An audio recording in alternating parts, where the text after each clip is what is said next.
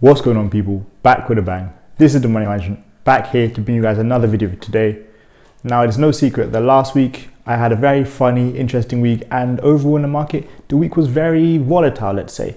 Now, add to that, the past few months have been pretty volatile in the market, and that's why in today's video I'm giving you guys 5 different tips, strategies, investing advice, which can help you when it comes to trading in the market at this kind of period of time. So I'm going to get into all those details in just a second, but before you do that, I'd love it if you guys could drop the thumbs up for me today. If you guys could comment on this video, let me know your thoughts about this. Also, let me know if you'd like to see more videos just like this in the future. Add to that, make sure you guys share these videos with your friends because it could help them with trading at this period of time. It could help other people get, these kind of videos in front of their eyes. And of course, I want you guys to make sure you guys subscribe to the channel if you're new around here. Hit the beautiful red button below, and of course, join this community to see more videos just like this.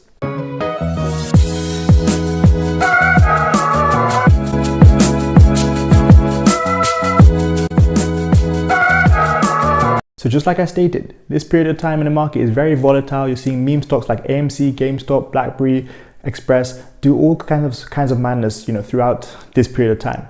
But I think this is a period of time where, yes, you can lose a lot of money, but you can also make a lot of money and you can become profitable. Now, with these 5 strategies I give you guys today, you guys can take them into consideration. The more of them you utilize, the better you're off you'll be when it comes to your trading. But of course, as always, this is just educational advice. It is not financial advice. So hopefully you guys can use these strategies to help you guys make some profitable trades during this period of time. So number 1, be fearful when others are greedy and be greedy when others are fearful. Now, you've heard this saying probably a million times, and it is very true to this day. Honestly, I've experienced it in this past few weeks. I've experienced it. When AMC was sitting at $10, $11, people were like, is it going to go all the way back to $5, $6? When it was at $32, $33 on Friday last week, everyone was like, yeah, let's buy more. I'm going to keep my shares. I'm going to hold my options. What happened? Well, when it was in the $11, $12 range, $9 range, it eventually went up. That was when everyone was fearful. When everyone was getting greedy, when it was at $33, everyone was hyped and it was at the top. That's when everyone started buying. It dropped off, it sold off. And that was the time you should have been fearful and sold your options. So again, it's a simple tip and it's one we've heard multiple times, but honestly, when others are being greedy, when it comes to any kind of stock, any kind of option, you need to be fearful and you say, hey, you know what? I'm going to take my profits here. I'm going to cut profits. I'm going to run. Or when other people are being scared, saying, oh no, this stock has sold off 20% in the last month. Oh no, these stocks have sold off so much within the last few weeks. The EV sector is getting crushed. The tech sector is getting destroyed. I'm not staying away from these.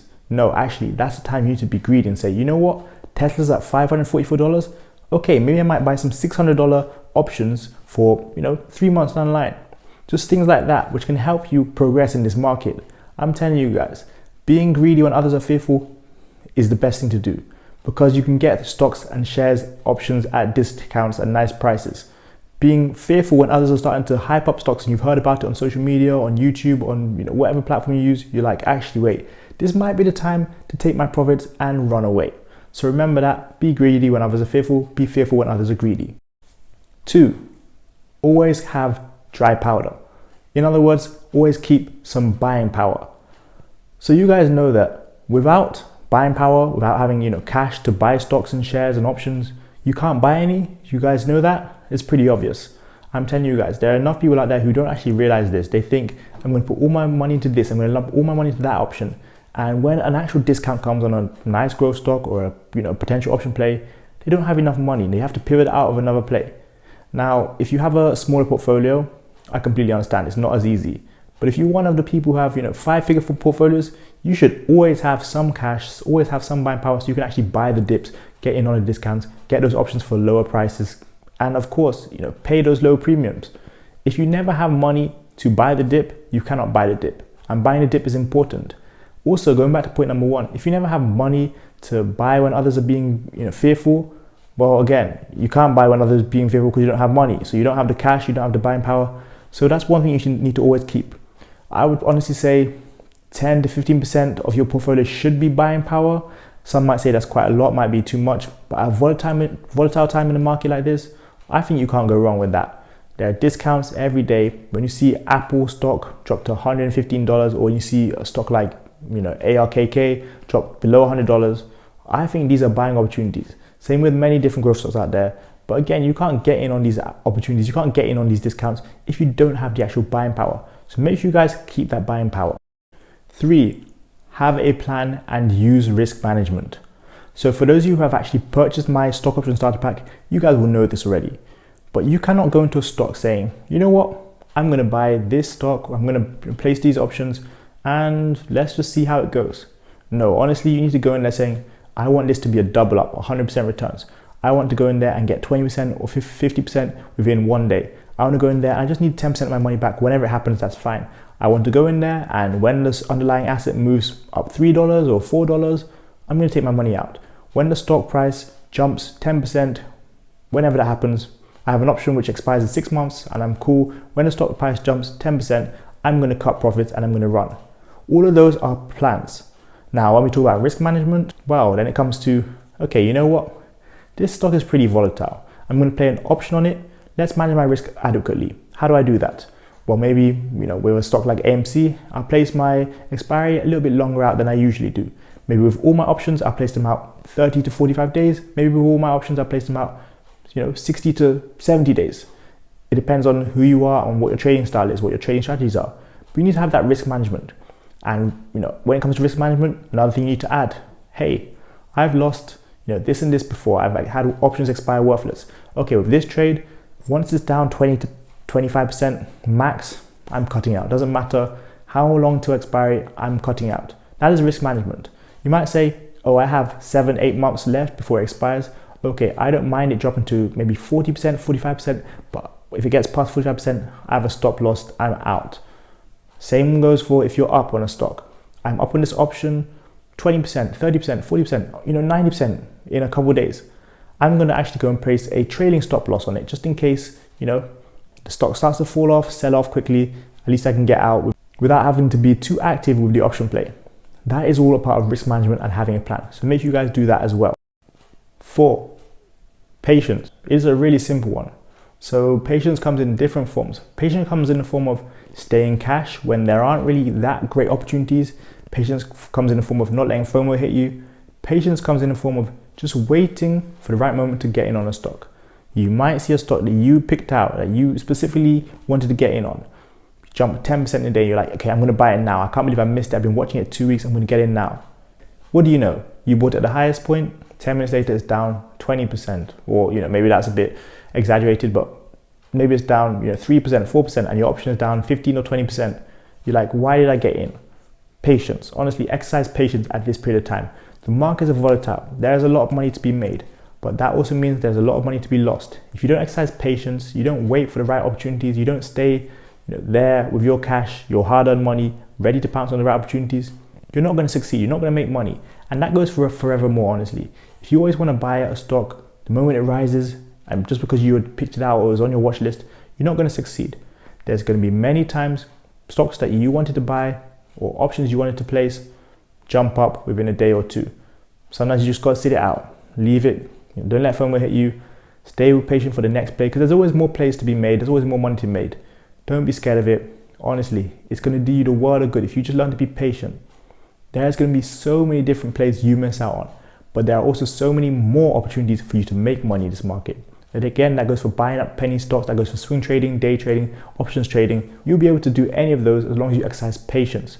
So wait for the right opportunities. I don't want you to be lazy, stagnant, or too reactive when it comes to plays, but I'm telling you guys, you can exercise patience. It will do you the world of good when it comes to any kind of trading and becoming profitable when it comes to trading.